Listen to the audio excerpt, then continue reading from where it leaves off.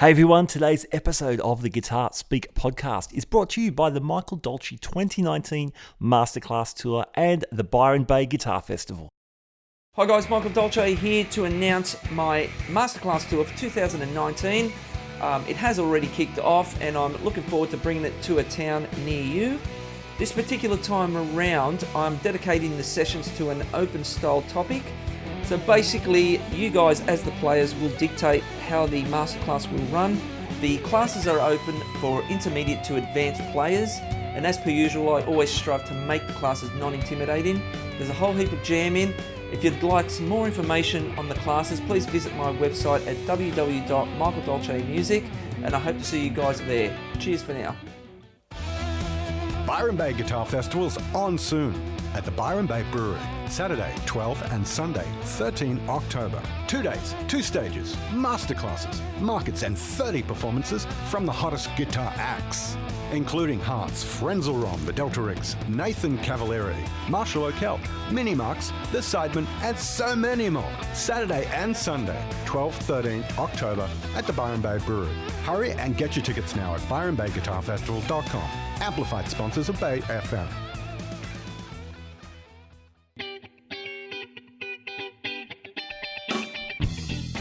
Hi there, you are listening to the Guitar Speak podcast. My name is Matt Wakeling and this is the show I produce in Sydney, Australia, where I speak to leading guitarists and guitar figures from all around the world. Thank you for joining me for episode number 117. Now today we're talking about the fantastic Byron Bay Guitar Festival. Heading into its third year and located on the beautiful north coast of New South Wales, that's on the east coast of Australia, this festival has a fantastic lineup of guests.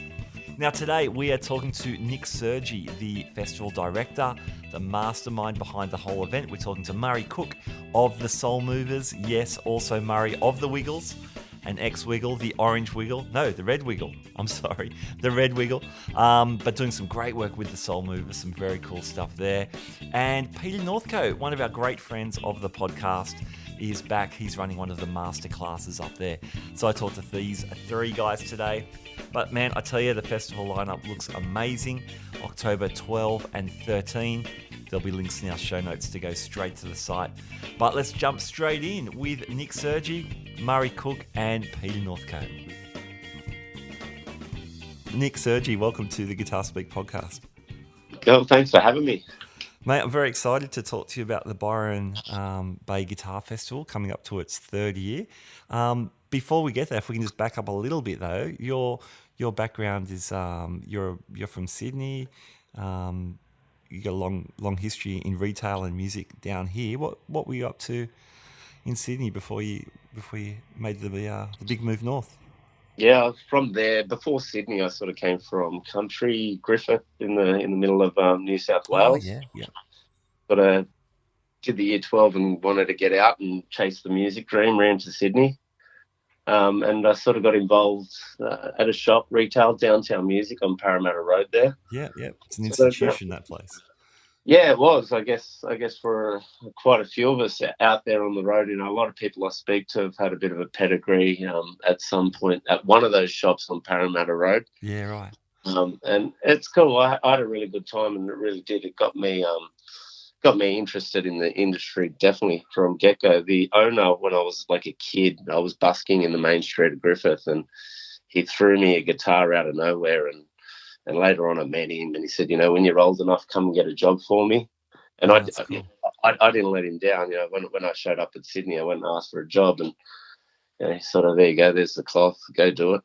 And so I went from that into, I did a bit of wholesale for a bit, and then back into retail for another store, and then I took on music teaching. So I was at a school for the last 4 years of being in Sydney before I packed up, and me and the wife followed the dream of coming north and living closer to her family, and bought the music shop up here. That's great, man. That's Byron Music you're talking about now. Yes, yep. Yeah, cool. What I like about that shop, I'm just looking online and stuff, but you're obviously a music shop, but you've got like a music school connected, and it seems like there's a whole community you've got built around the shop itself. Yeah, that's the vibe I'm trying to create these days. Retail's you can't just sort of sit on your hands. I think it's important that you do create that community. And coming from education background as well, that was really important to develop that. And it's been 3 years of the music school, so slowly that's adding to what we do. And it's a town sort of infused with a lot of arts culture, so we try to do other things outside the retail box. We run stalls at festivals. We partner with the Blues Festival, and we've done Splendor in the Grass and a lot of the other grassroots sort of festivals in the area. Excellent. Yeah, there's a lot around Byron to be said, in that music sort of environment. We're sort of lucky to the store's been here for 35 years and it's had a really good history on supporting that. Yeah, cool. That's fantastic. So talking about the festivals, then you're into your third year of the Byron Bay Guitar Festival, adding to that whole cultural music and arts thing going on up there. What was the inspiration to start a guitar festival? Oh, so just a snowball effect. I think I wanted to do like a clinic, a little seminar sort of thing. I thought I'll tie it in with a sale. And I'd been doing some work at the brewery, our venue, the Byron Bay Brewery, Mm-hmm. and they just sort of taken over new management. And they had a beautiful old room that they weren't using that was lined the walls with great artists, Joe Walsh, the Black Sorrows, Diesel. Gosh, the list goes on. It was the home of the Blues Fest, so the lineup was just phenomenal over the years of it being the Arts Factory. And I was staring at those walls and I said, can we just use this room for this event? And then I started ringing people. And then I got Phil Emanuel and Kevin Borich, and then it became a festival out of nothing, I guess to say. It's easy to sort of throw Byron Bay insert something festival, and then it was just a snowball of ideas that came together, and first year went and second year grew bigger, and here we are at number 3. Fantastic, man. That's so cool. I love that organic kind of build that you've achieved. That's great. So what's happening this year? What are the big ticket items? Rocked it up a little bit. That's the main thing I've done.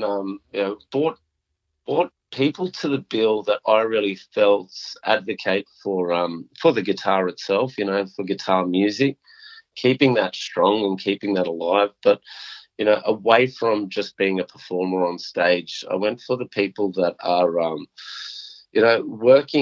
working very tirelessly, I think, in the music scene to do lots of good. Whether that's just being a good inspiration or just being a hard worker. So like Frenzal Rom, I've got Dr. McDougall, Lindsay. Yeah, awesome. It's such a passionate musician and advocate for everything that he stands for.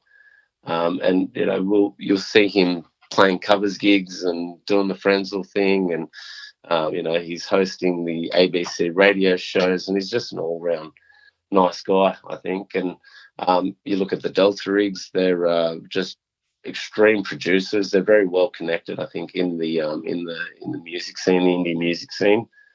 And Hart's just cool, phenomenal guitar player. Came from nowhere, and sort of fell into the hands of one of the ultimate, being Prince.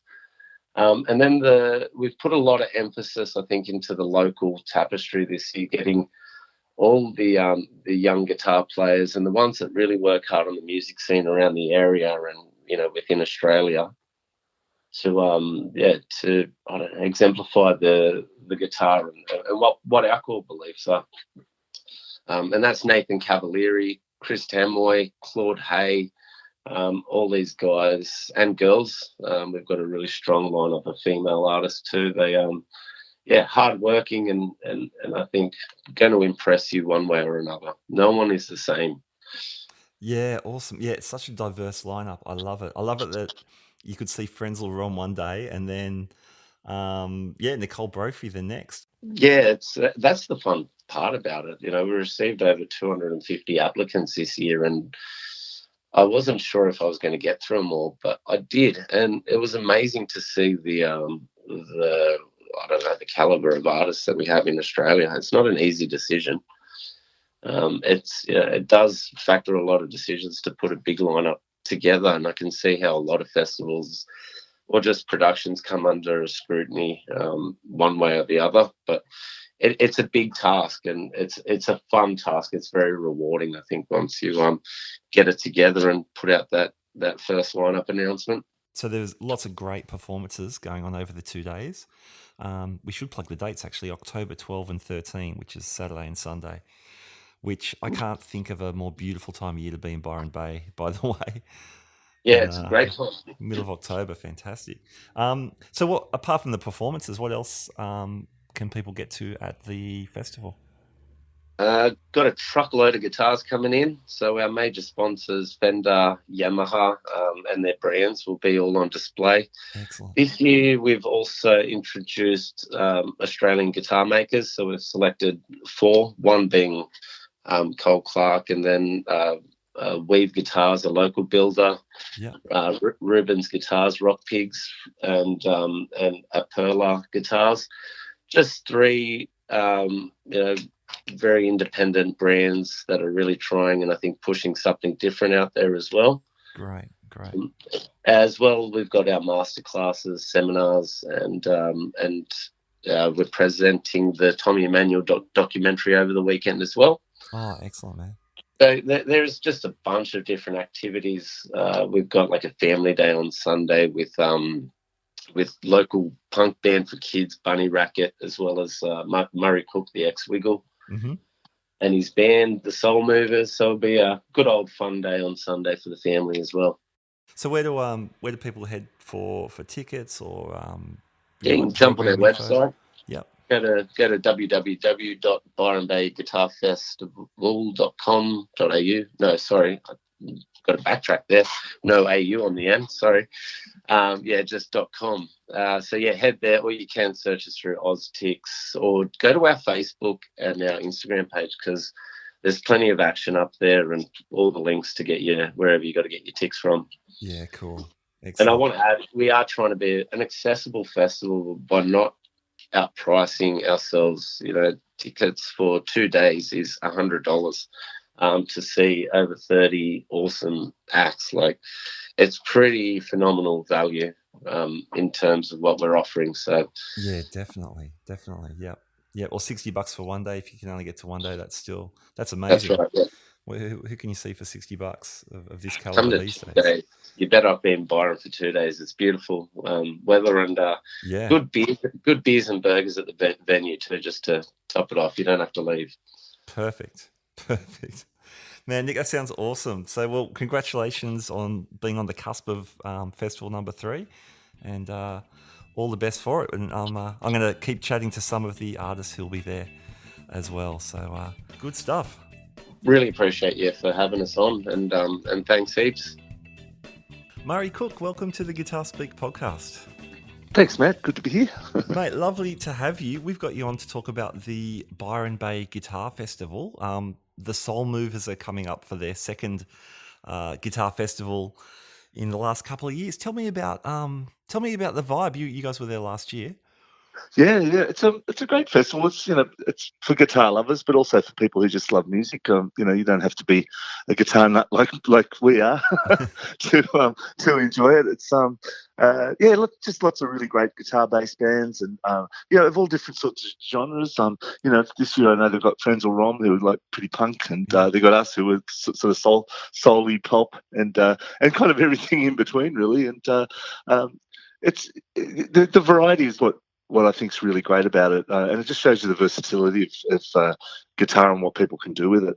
But it's a really family-friendly kind of vibe as well. There's the outside area, which is great, but kids are quite welcome. We want to encourage kids to get into guitar, and then in the kind of foyer area, there's different stands of all sorts of different guitars and guitar products, and so it's just an all-round sort of heaven, really, for guitar players and people who are just interested in music, really. Yeah, it's awesome, and a beautiful part of the world to spend a Oh weekend yeah, there. well, yeah, absolutely. We're really looking forward to it. We had such a blast last year that we got on to Nick, who runs it pretty quickly, and said, "Yeah, can we come back?"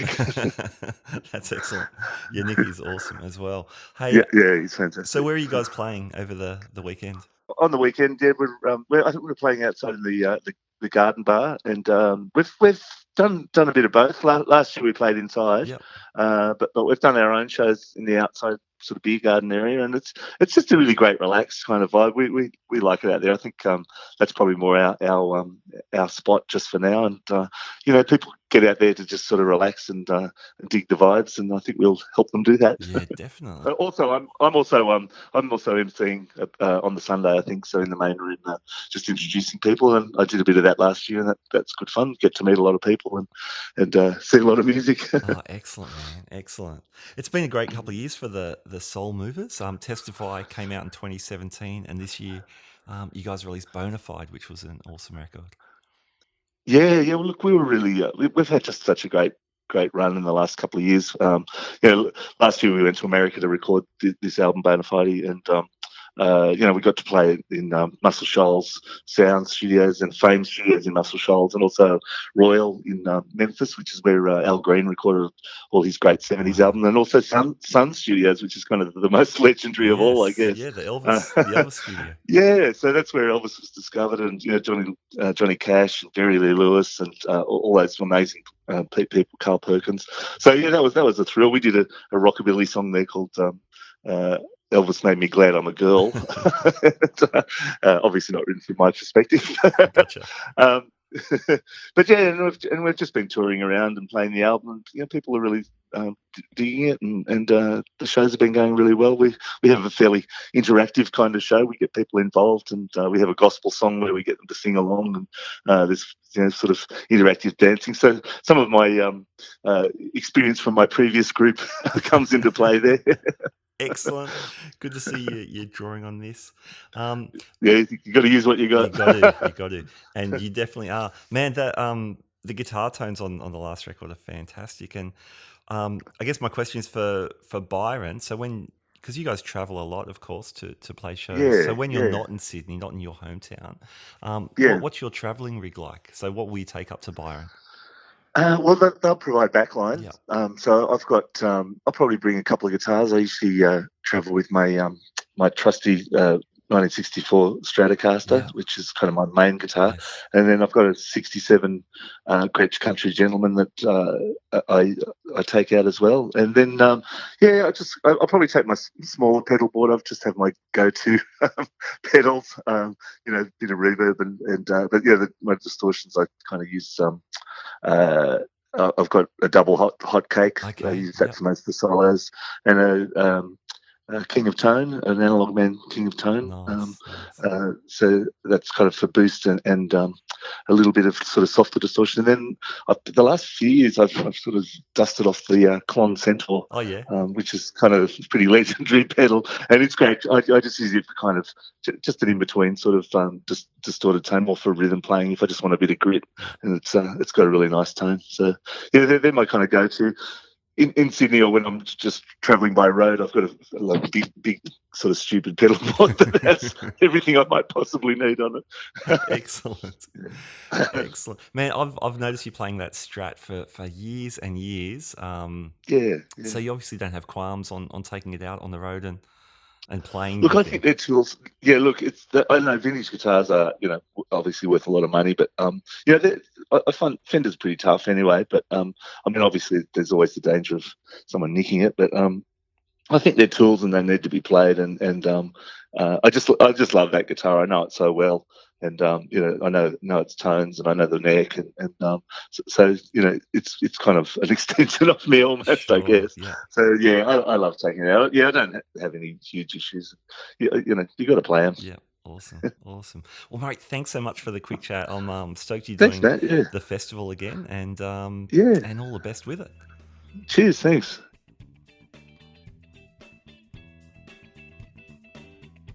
Pete Northcote, welcome back to the Guitar Speak podcast. Oh, yeah, back for more. I'm loving it, Matt. Thank you. Thanks so much. Oh, we were just saying before I hit the red button that you were on episode number 7, and we're about 110 episodes past that. And I've always appreciated you jumping in early, being one of the first guys, as I appreciate all those handful of people who got on board 3.5 years ago. Oh, mate, congratulations to you. That's a great achievement to have that many people, and it's such a great thing that you're doing in Australia. I've been listening to an American one called No Guitar is Safe, but I think that what you've got here in Australia is just as good, if not better. Mate, that's So, lovely of you to say. Thank you. yeah, good on you, mate. Thank you. That's because Jude Gold hasn't had you on yet. That's the only reason. Ah, It's only a matter of time. yeah, a matter of time. That's right. Oh, well, you're warming me up, Matt. That's what this is all about. There we go. Mate, we're talking about the Byron Bay Guitar Festival. Yes. And you're heading up there to kick off and headline the Masterclass roster. There's some fantastic players there, all very different, styles. Our friend Nathan Cavalieri, Chris Tamroy, Claude Hoy, and yourself.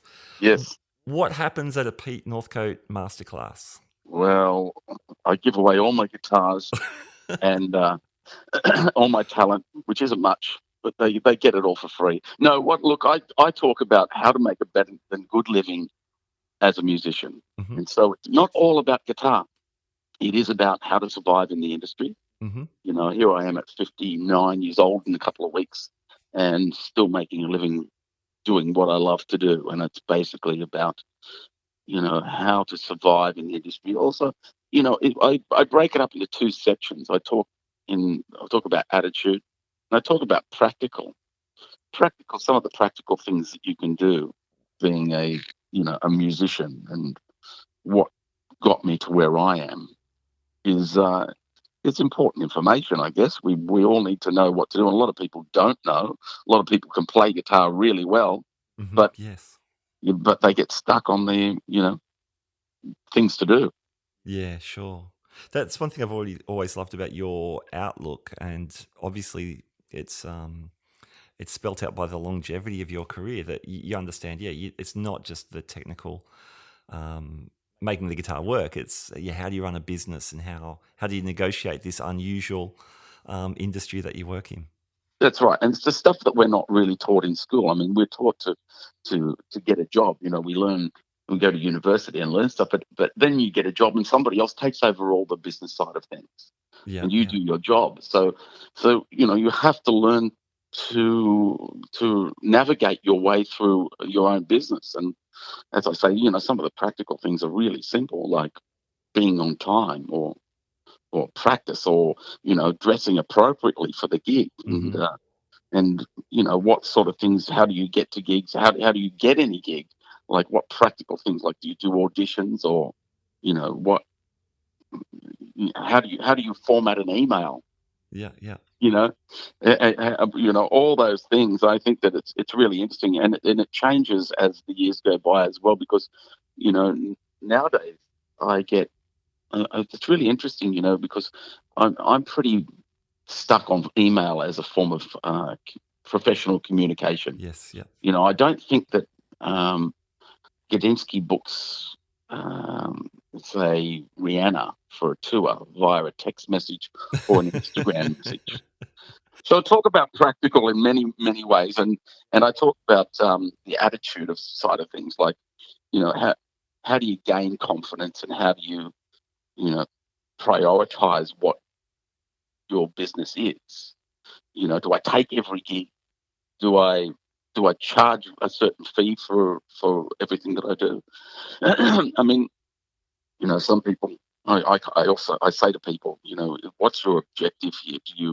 Are you doing it for money, or are you doing it for fame, or are you doing it just because you love to do it? Mm-hmm. And I think that each one of those ways is quite valid, but I think that if you just work on what you love to do, the money will come and everything else comes around it.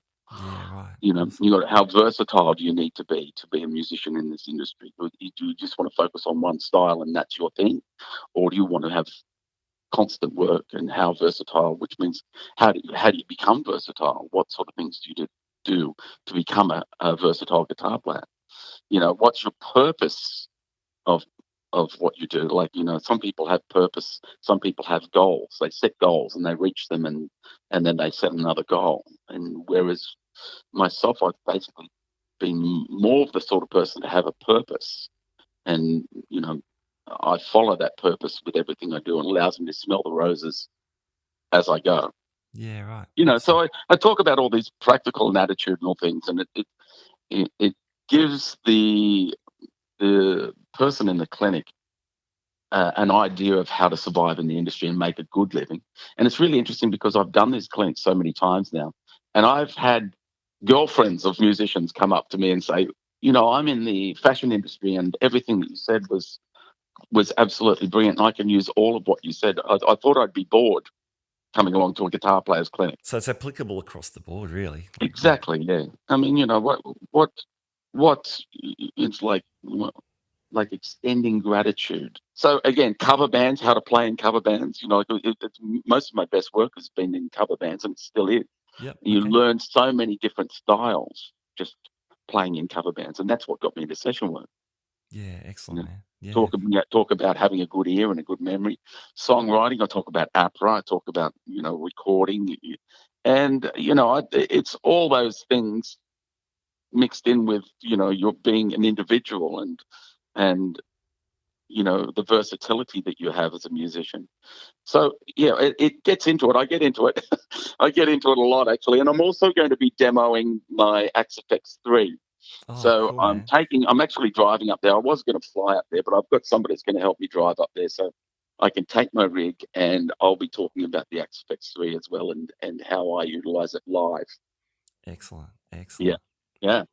Very cool, man. Very cool. Now, so I think it's a 90-minute talk. Yeah. So and I'm first up at 11 o'clock on the Sunday. Perfect. Yeah. Last question. Your guitar collection, it must be close to 100. I've been paying attention. Yes. We're up to, I think it's 87. Okay. Yeah. It's a bit of work to go. Come on, man. Yeah, because I've gotten rid of a couple recently. Right. Well, that's not going to get you to 100. No. What am I doing? Pick up the game. What guitar are you going to take up? Guitars. I'll take a couple. I'll take a couple of my Strats. I have a black custom shop, and I have a green seafoam green custom shop. I'll take my gem, my Ibanez gem, and I might take. I don't know. I'll think about it as the day comes. Sure.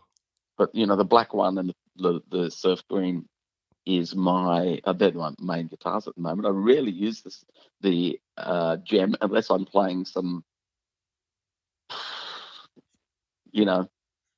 gems type music. Yeah. Gotcha. Actually, I will be taking my gem because I'm going to perform as well. I'm going to play a couple of tracks off my Poindexter album. Oh, excellent. Yeah, that's Gem City, that record. That's awesome. Yeah. I mean, that's cool. I mean, on a technical note, that's really cool because the Axe 3 has 4 stereo inputs.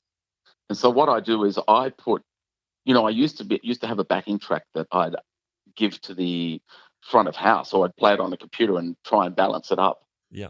In my wedges and etc. And then they would have to balance up my guitar and the track.